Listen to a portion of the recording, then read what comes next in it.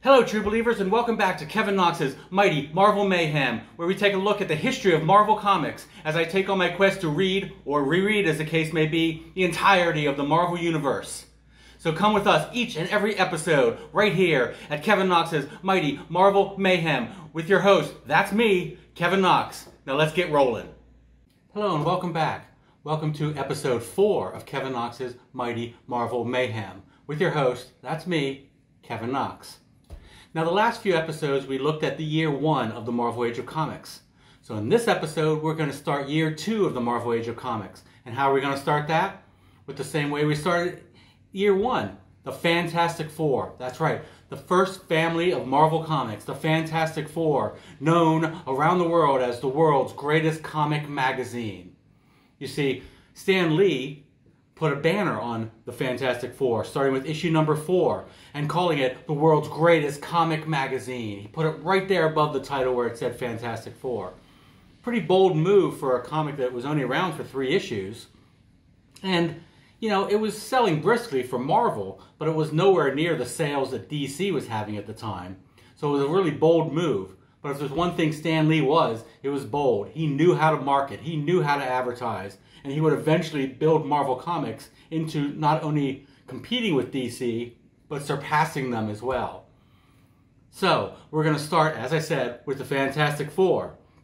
Now, the first issue we're going to look at actually isn't the best issue to start with because it's kind of a toss-away issue. It's number 7.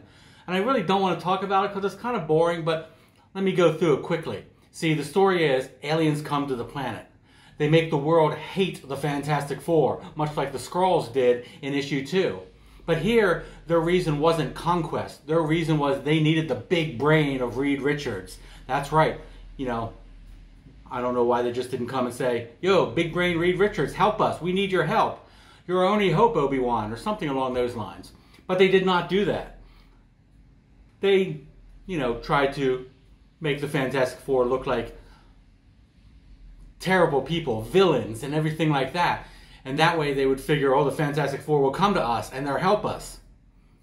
I don't know about this logic and thinking, but anyway, they did help. And Reed and the gang went to the planet.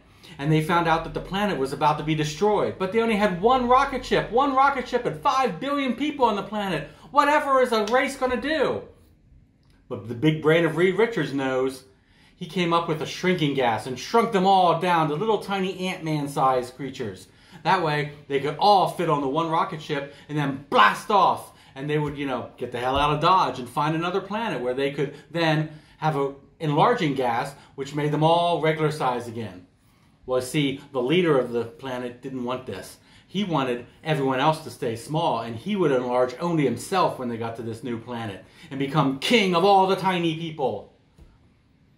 Of course, as is apt to happen, this did not go well for this would-be despot, and he ends up not leaving the planet and dies on the planet. Meanwhile, the rocket ship goes and, we assume, someday finds a planet of their own.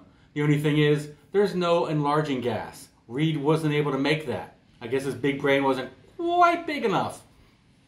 So they'd all have to stay tiny, but, you know, they're all tiny, so what's the big deal? Or what's the tiny deal? Anyway, that's it for that issue. Now let's go on to much better issues. Issue number 8, a very important issue in the lore of Fantastic Four, because we're introduced to the Puppetmaster, one of the greatest villains of all time. He may not be Dr. Doom arch nemesis level, but the Puppetmaster is definitely a secondary arch nemesis. And see, the Puppetmaster, what he's all about is he has this seemingly never-ending supply of radioactive clay, and he can mold this clay into little puppets or dolls, voodoo-esque like, and control the people that he makes the puppets out of. Now, of course, he wants world domination because most evil geniuses do, just as Pinky in the Brain, and he makes puppets of the Fantastic Four and then controls them. Well, the Fantastic Four ain't having none of that. And they, of course, thwart their enemy. Now, they have an accomplice on this case, because this time they're helped out by the Puppet Master's own stepdaughter, Alyssa Masters. Now, Alyssa Masters is a young, beautiful, blind artist who doesn't really like her stepdad. I mean, he's creepy, evil genius, you know, all that stuff. He makes puppets and controls people. Not the greatest role model. So, you know, she helps them defeat him, and he falls to his death. Well, his apparent death. The Puppetmaster will be back. But the important thing here is Alyssa Masters, because Alyssa Masters immediately falls in love with the Thing. Yes, the ever-loving blue-eyed Thing. Not Ben Grimm, but the Thing, the big rocky monster.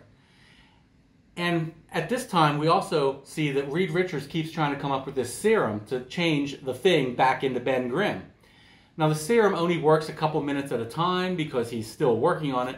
But we find out during one of these 1 or 2 minutes at a time that Alyssa Masters isn't really fond of Ben Grimm. His face doesn't do it for her. But the big rocky Thing does, and she's in love with the Thing, not Ben Grimm. A match made in heaven. You know, the heart wants what the heart wants. Now, I'm not going to get into their sex life and him being a big rock monster. Maybe that's for another episode. Anywho, let's go on to the next issue. Wait a minute! I forgot the most important thing about this issue, and that's the artistic genius that is the Puppetmaster. Now see, he always gets credit for being a mad genius and being a great supervillain and all that stuff, but he never gets the credit where the credit is due, and that's his master of artistry. He can take this radioactive clay and mold it into puppets that look exactly like who they're supposed to look like. Exactly like. The best artist I've ever seen in my life, and he never gets credit for it. And he should, damn it. Mad genius or not, he should get credit for that artistry. Maybe I'm just talking out of turn. Who knows? Let's move on to issue number 9. In issue number 9, we find the Fantastic Four in bankruptcy. Yes, the Fantastic Four is bankrupt. Reed Richards, who grew up a millionaire, had lots and lots of money, and as I mentioned before, a big brain, but yet he didn't know not to get into the stock market because he lost all their money. So much so that they can't pay the rent on the Baxter building.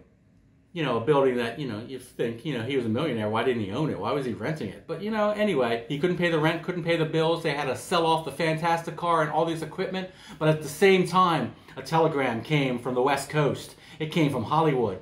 A big Hollywood producer wanted to make a movie about the Fantastic Four, starring the Fantastic Four, and would pay them millions of dollars. Their problems were solved. Now all they had to do is get to the West Coast. Of course, they had no money for a plane ticket or train tickets. Their Fantastic car, they had to sell that off to pay the debtors. So they, of course, hitchhike from New York to LA. The Fantastic Four hitchhike. Now in the comic, it only takes a few panels, but I would really love to see a limited series about their hitchhiking adventures across the nation. Anyway, they get to Hollywood, and lo and behold, that big-name Hollywood producer that wants to make a movie and give them millions of dollars, it's Namor the Submariner. That's right. He has an ulterior motive, of course. He's going to take the Fantastic Four and put them in these movie scenes, but 3 of them he's going to kill or have killed. And then he's going to run off with the wonderful Sue Storm, and they're going to get married and live happily ever after on the ocean floor. But of course, Ben, Reed, and Johnny have something to say about this, and they stop him from killing them and rescue Sue. Now, even after all this, Sue Storm's still thinking, oh, he's ever so dreamy. Now, this guy just tried to kill your fiancé, your best friend, and your baby brother. Tried to murder them. And you're still like, oh, he's so dreamy. Well, again, I guess the heart wants what the heart wants. Moving on to the next issue. Issue number 10. And this one is a Freaky Friday issue because you know who's back? Dr. Doom, that's who's back. That's right, kids. Dr. Doom is returned, the arch nemesis of the Fantastic Four. And this time, he wants to stop the Fantastic Four, and he's going to do it from the inside. How's he do that? Well, he enlists the help of Jack Kirby and Stan Lee. That's right, the Jack Kirby and Stan Lee. They're actually in the comics at the Marvel offices. And Dr. Doom comes in, and he wants them to bring Mr. Fantastic to them. I mean, they have to do it. Jack Kirby and Stan Lee were very talented people, but they couldn't fight Dr. Doom, so they did what he said. And Dr. Doom took Mr. Fantastic back to his laboratory. And he did a Freaky Friday thing. He took the brain of Dr. Doom and put it into Reed Richards. And then he took the brain of Reed Richards and put it into Doom. And this way, Doom, as Reed Richards, could go back to the Fantastic Four, back to their headquarters, and he could destroy them from the inside! Ha ha ha! Dr. Doom shall be victorious! No, he wouldn't be. Now Reed follows them to the headquarters, and of course everyone's saying, "Oh, you look like Dr. Doom. We don't believe you, dude." Meanwhile, Dr. Doom is planning on shrinking the Fantastic Four into nothingness. And then, poof, they're gone. But Johnny Storm figures out if he puts the team in danger, he can tell who the real Reed Richards is. And he does this. And Reed Richards in Doom's body tries to save his teammates. But Doom in Reed Richards' body tries to slink away and save only himself. That's when they knew Reed Richards was who he said he was. And they switched the brains back. But in the melee, Dr. Doom was zapped by this shrinking ray and shrank into nothing, seemingly gone forever. Now, of course, Dr. Doom would not be gone forever. Dr. Doom will return many, many, many, many, many times again. In fact, he's slated to be the big baddie in the new MCU series of movies, taking over for Thanos' baddiness. So Dr. Doom will return. But for now, he's gone, shrunk into the netherworld. Which brings us to issue number 11. And issue number 11 is quite a funny issue because it has the Impossible Man. Who may you say is the Impossible Man? Good question. Let me tell you. Well, the Impossible Man is an alien that comes from this other planet, as most aliens tend to do, and he has the power to do anything, anything. He makes the impossible happen. Hence the name, the Impossible Man. Now, the Impossible Man, I have to do that every time, isn't really a villain like Dr. Doom or the Puppetmaster. He's just more of a petulant, narcissistic child who doesn't know his own strength. And he ends up accidentally almost destroying the world. But how Reed Richards figures out how to get rid of the Impossible Man is this. He has everyone on the planet ignore him. And the Impossible Man sees that everyone's ignoring him. His narcissism goes, I can't take this. I've got to get out of here. You guys are boring. Phooey. So he leaves for another planet. So that's how the Impossible Man was thwarted by the Fantastic Four, through his own narcissism and the fact that planet Earth was just a bummer. Now the Impossible Man would return many, many times, usually as the annoying menace, not necessarily a villain. Sometimes he'd even team up and help the Fantastic Four. And it would be mostly for comic relief, but he will return.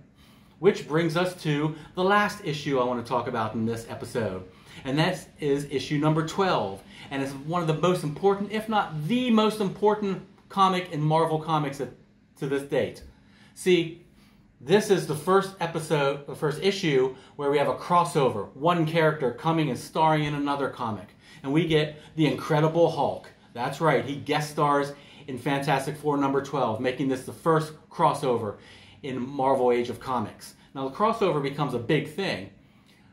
In DC, you didn't really have that many crossovers. I mean, you had the Justice League of America and all that kind of stuff, but they kind of tended to stay in Metropolis or Gotham City or Central City or Coast City or Paradise Island or somewhere along those lines. But in Marvel Comics, it became very important, and everyone was crossing over everywhere. Everyone was here, everyone was there, and it was all crazy, and it was all awesome. And it all started with Fantastic Four number 12, guest starring the Incredible Hulk. Now, with the Incredible Hulk guest starring in this issue, we got to see the inevitable, the battle between the Thing and the Incredible Hulk. Who would win? Who was strongest? It's pretty much a stalemate at the time. Many years later, the Hulk becomes stronger and stronger and stronger, and now is basically the strongest of them all. But at the time, it was pretty much a stalemate. But everyone got to see the battle between the Hulk and the Thing. Now, the main reason the Hulk was put into this issue was Marvel was trying to save the Incredible Hulk. Over at Incredible Hulk comic, sales really weren't that brisk, and they were trying to do something to boost those sales. Would it work? You have to tune in next time to find that out, because this episode's over now. But don't worry, next time we'll take a look at what happens in the Incredible Hulk. We'll also take a look at Thor in Journey into Mystery and find, hey, he's got a baby brother who's kind of an asshole. Yeah, that's right. We're also going to take a look at one of the Fantastic Four getting their own solo series. That's all in the next episode. Right now, I'd like to thank you for watching this episode. And if you liked it, give it the old thumbs up. Also, what did you think? Scroll down to the comments and let me know all your thoughts, all your desires, everything. I will respond to you.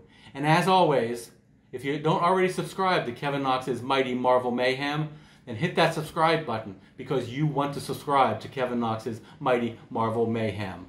Well, for now, gang, that's it. See you in the funny pages.